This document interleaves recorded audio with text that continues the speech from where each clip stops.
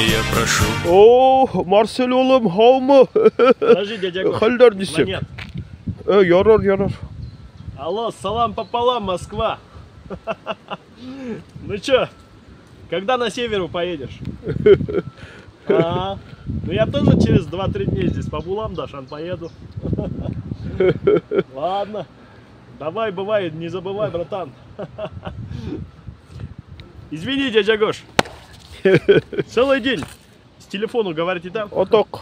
Бизнес-вопросы решаю. Хун біздің ауылда телефон tutmaydı енді. Ну чё, у тебя как дела?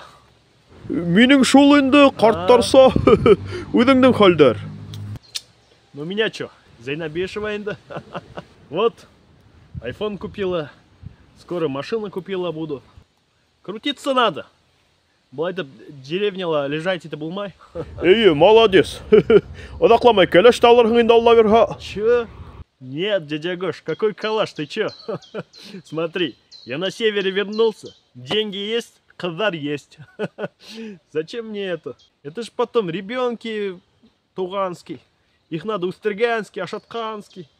Рафик мне это нужно. Ай нафиг мне это нужно.